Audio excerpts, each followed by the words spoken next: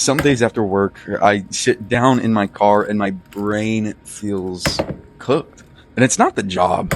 It's that I'm so hooked to my phone that I can't go 5 minutes without checking a feed, a notification, or changing a YouTube video I have playing in the background while I scroll.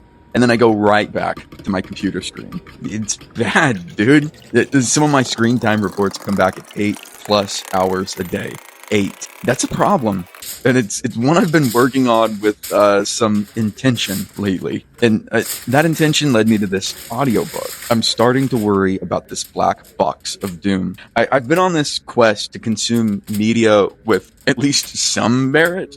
You know, books, audiobooks. If I'm going to read something, I try to read actual news articles. And man, this one showed up at exactly the right time. Here's the setup.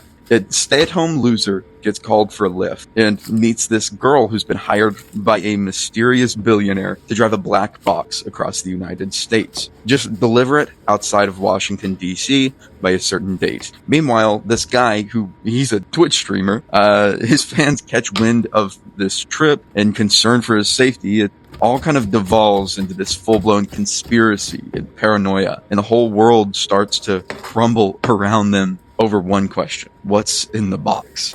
But underneath all of that, this story is about how technology brings out the worst in us. It's the isolation, the rage, and the clickbait, and the stress. And who better to relate to all of that than a guy sitting right in the middle of that stress? Is it a little preachy? Definitely.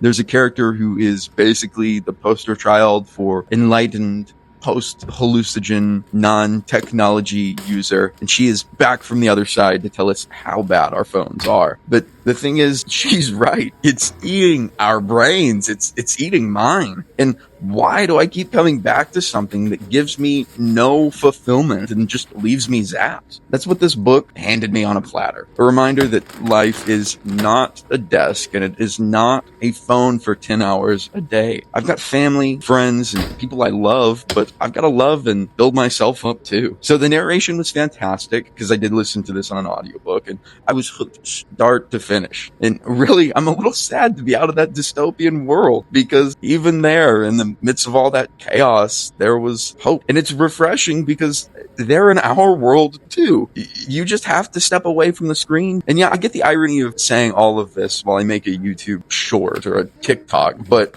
by reading and listening with intention and rebuilding my relationship with my phone and working on my health and myself, yeah, I'm happy with where I'm going. So, how's your relationship with your phone?